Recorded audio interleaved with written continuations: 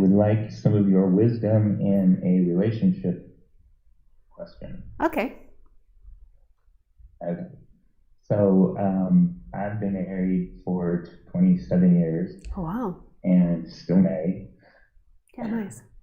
And I recently would say I very recently have had a very clear awakening, wake up experience in terms of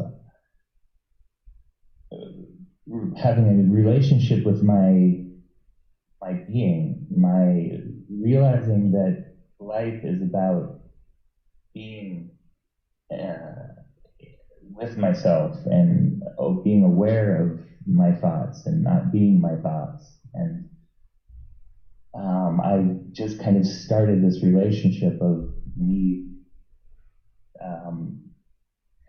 that's what the waking up experience is, I guess, is that I am aware of everything else in my life. I used to believe everything was just me.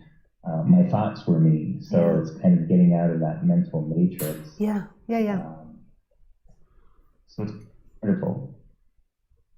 But it's been about 3 or 4 years of that. But now my wife, who is very much in her own matrix, but really suffering, is I really want her to experience the same thing. Mm. And so I'm trying to explain to her how it is that we're not our thoughts, and we live in this idea world that we don't need to live in. It's us looking at the world and being aware of the thoughts. And so it's frustrating because I love her and I want her to not suffer. And so what can I do?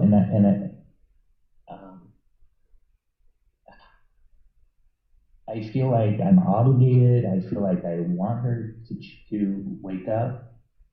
And so it's hard to not press it and like want to talk about it all the time. Yeah. But she's not there. And so what would you suggest, or how have you found it helpful? So I think this is just such a beautiful question.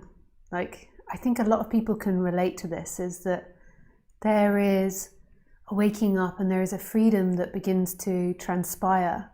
And then there is a desire to pass that on to loved ones. Like, so you love your wife and you want her to have freedom and have space from that suffering. But you have to ask yourself, because you can only bring it back to yourself on the character level in a way. Who is the one that wants your wife, to wake up? And we won't go into detail. If like I was working with you one-on-one, I would ask you to go into the feelings of that, and how you feel and what sort of thoughts come up around that. Like, I suspect that there is a part of a construct which can be seeking or not seeking, that's really irrelevant, like whether it's identification or not, but there's a construct that's arising in you that wants the other to be free. And then the question would be, who is the one that you see? Who is the other that you're seeing that you want to be free? And why? Who is the you that wants the other to be free? And the feelings that are around that in you. Like, it's a beautiful aspiration, and it's a loving aspiration to want others to be free. But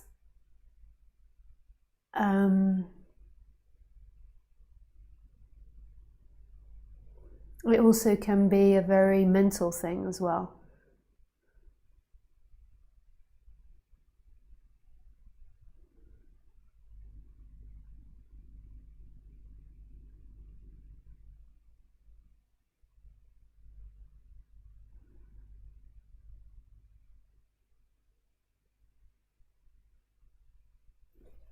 So do you have any answers? Like, who is the one that wants them to be free? I'm not sure if I lost you there.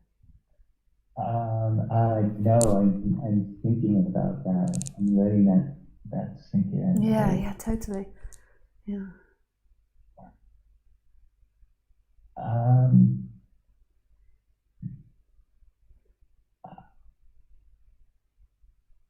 okay. So I guess here's my thought that just came to my head is if I did let go of that uh, on the human level, if I let that seeking person who wants her to be free go and saw it as a not her or a separate seeking person, and then she still didn't wake up. I think that's what I'm afraid of Mm. is letting go of my ability to wake her up, and then it's still not happening, And what are you and afraid of? that hurt. What are you afraid of in that? Um, I guess if I believe the best about everything, I'm afraid that she wouldn't experience the joy and the freedom of being free like we are experiencing. Mm. And so I'm not experiencing it. It's there's a blockage in me, I think, which is kind of trying to be her savior. Maybe that's a personal my own personal growth. Mm. And if I could be free from that, that would be wonderful too. Mm. Yeah, totally. And maybe I'm not trusting the universe or something enough to that what is it's it's not the same to it's not the same that to say, well, she's already awake and she's already conscious, and it's good enough that her existence is experiencing her own existence. She got to be a human on Earth, but she's suffering, and so I guess trusting the universe to walk her through her suffering enough to then give her the opportunity to see that she's not who she thinks she is. She's consciousness, I would suggest, and then to step yeah, out of from her. yeah, I would suggest that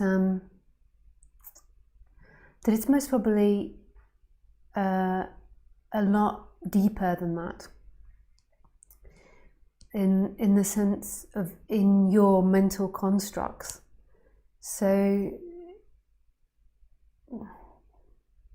the idea of I've forgotten that word now. Empathy or autonomy. Is autonomy, when you when you want to help others? I've forgotten. No, that's not autonomy. I've forgotten that word now. When you want to help others, that is a beautiful idea, but it is an idea, and I think that can be a very balanced dynamic. And when you have a shift and you have awakening, there is this end of hatred for people. So you just wish people well. So you wish them the end of suffering. But then it can become too conceptual, and it can become a part of your past dynamic. So if we looked into the timeline, so if we're going to talk about people, there has been billions and billions of humans that have lived a life in complete suffering and died in complete suffering. So why is it that you personally want this one person to not have that experience? Because I would suggest that the majority of people have lived and died in suffering. In the moment of death, suffering ends, but in their apparent life, there has been suffering. So why is it that you particularly want this person not to experience that? So yes, I can recognize that the feeling on the person tends to be wishing people well. You don't have this passive aggression or this dislike or this hatred for people anymore. So there's just this openness to wanting people to do well and thrive. Like that's the natural way of being on the human level, because we're a communal animal. We have this, I've forgotten that word, it's not empathy, but we have this energy to want others to thrive, and it's very loving and it's very beautiful. But then it can become a conceptual thing where it's this story of you seeing your wife and not wanting her to live a life and the effects that that has on you. And it becomes in your story. Because in this moment, where is your wife? So there can be this lovingness and this openness to her in the moment, but right now she doesn't exist. When she's in front of you, she also doesn't really exist. And this isn't a coldness, this isn't talking about like lack of empathy, this is really wisdom, like what this part to it. So my suggestion to you would be to explore your psychology and look at why that person needs the wife to be free when there has been billions of people on this planet that haven't been free. So what is the special connection there? And I would explore childhood. Like, was this a role that you had played? Was this a role that you played in previous lives to save the other? Because in the end, it's not your job. It's really not your job. Life can speak through you to other people, but it doesn't sound like it is in this case. It sounds like you, as a character, has an agenda to wake your wife because of an emotion, because you can't take watching them suffer. And that sounds like a rational idea, but it is kind of like it's in a mental concept. Like true love is loving them as they are in this moment, and then there can be a speaking through you, which comes from that true love, but it's not about fixing them. It's not about them ending their suffering. It isn't from a discomfort in you. It's from an expansion. So who is the one that wants the wife to be free? And why is it focused on the wife?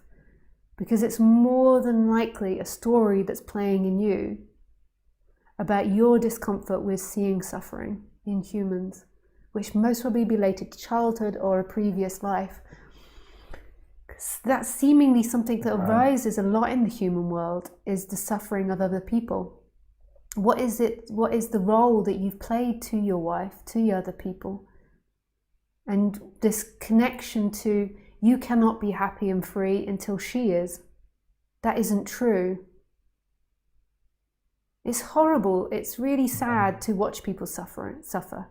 It is, and there can be such great depth to some people's suffering.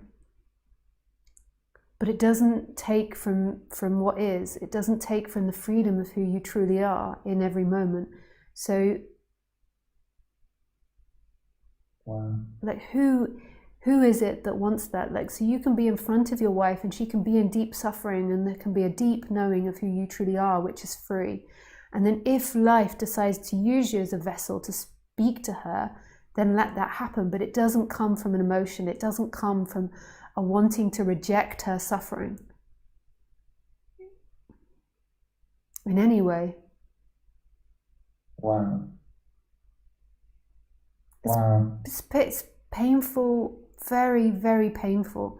You know, you work on yourself, you free so much of yourself, and then you realize that there's all these people around you that aren't free, but they are aspects of yourself in a way.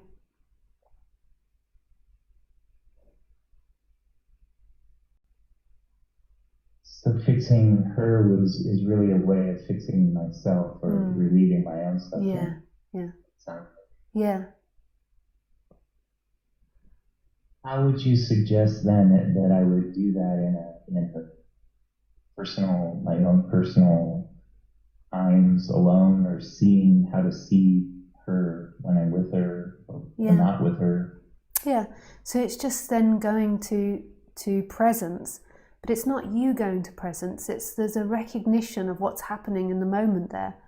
So if you're standing in front of her and she's deeply suffering and there is pain, then noticing that pain, like, and if there's rejection, noticing that rejection.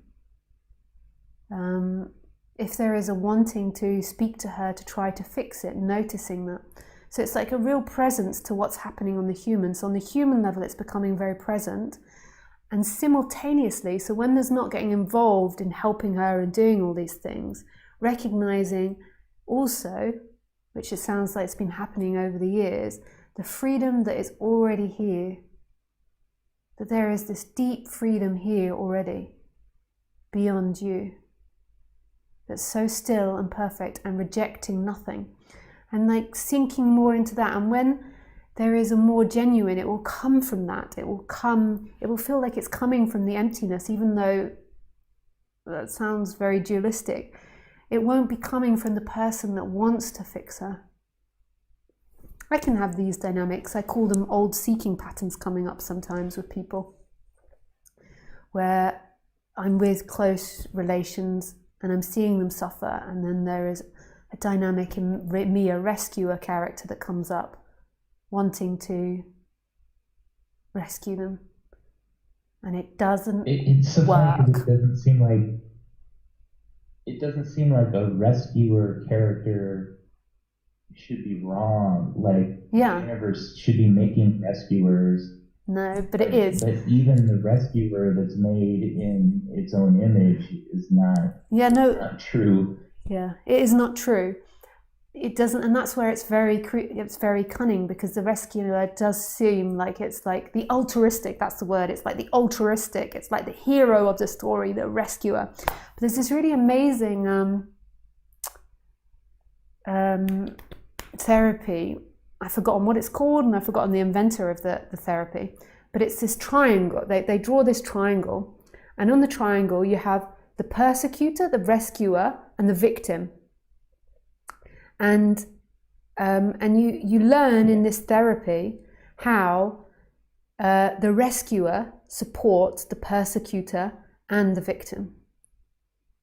It's just really amazing to learn that. And that the rescuer isn't actually helping. The rescuer is supporting the other two dynamics. And when you see that, especially as a very empathetic person, you really understand that it's a game of the mind. You're upholding. So the persecutor and the victim will always look for a rescuer to keep and maintain their game. If you can't have like these two, so your wife at the moment, the persecutor is maybe God, the persecutor is life because your wife is suffering, the persecutor is mind. So then your wife is a victim to that. But then she needs a rescuer to also play that game. She needs somebody that tries to help her out of that. That's the way our films and stories and TV, that's the stories that we're always telling ourselves. And the rescuer is the hero role. The rescuer is the great role. And this therapeutic process is about noticing these games and stepping away from these games. Like your wife has to find her own freedom. You will never be able to rescue her. It will never work. You'll just maintain her staying in victim, and you'll maintain her persecutor. I wish I could remember this therapeutic. Maybe somebody knows and they can comment the name of the person that invented this therapeutic philosophy. It's so interesting to read about. So it's just noticing this drive in you, this drive in her, this drive that appears, and let speaking come from a different place that's not coming from any perspective, and let it only come from that place. But I too can fall into a rescuer dynamic. You put somebody, that's really in dire straits in front of me, and I can feel that, like, okay, I'm getting activated, here come, here, let me get my cape on, it wants to do something. So I know that, like, I have this dynamic too, but I also know that it just never works. A friend used to say to me, you save somebody's life and you owe them your life. And that's just such a profound saying. So, and that took me a long time to really understand that. You save someone's life and you owe them your life. But that's like going more into psychology. So, but the reason that I'm bringing that up, the psychological stuff, is because what's happening is you're believing that that's got some truth in it. Who is the person that wants to rescue? And what is that appearing in? Like, who are you?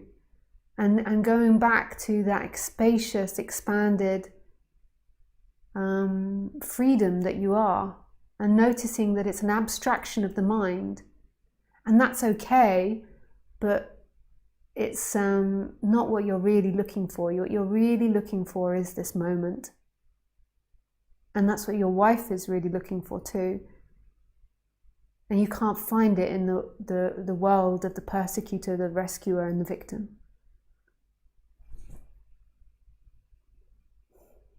So it's like those are characters or personas in this world, in this dream. Yeah. A persecutor, a victim, and a savior, and none of them really need to exist at all. Well, yeah. It's, I mean, that's going to happen when we name it, but so it's not that because, like, say if we all go into war or something, there is going to be characters that will want to help others. So that's going to appear because that will be our natural instinct to help others, but it's actually not identifying with those roles. So it's like, that is not who you are. Who you are is this freedom, and those roles aren't going to free you.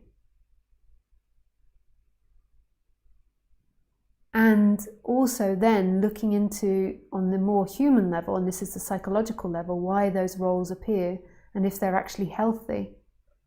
It's slightly different when it's more practical, and there's a war zone, but when you're in relationship, like are they healthy? Who is the one that wants to rescue? Who are you? And who is the wife that wants to be saved? And is that freedom? That's really helpful. Yeah. Wow. Okay, how much do I owe you? Nothing. The greatest gift anyone could ever give. Okay, I'm gonna pay it forward then. This is gonna work for me. Thank you. And yeah, that's a pleasure. And you can rewatch this, and hopefully somebody can comment in below, because I think it would be helpful for you to really understand this this pyramid. So if you can comment in the box below, not in the chat, but in the box below after the video stopped, who is it that invented that pyramid of the rescuer, the perpetrator, and the victim? Because just reading a very brief synopsis of it, I think will really help you understand how they support each other, and pulling out and extracting from that great game. And that all you need to give your wife, all you need to give anyone, the greatest love that you can give is nothing, which is what you are right here, right now. Thank you. Yeah, thank you, Chris. Beautiful to speak with you. Nice.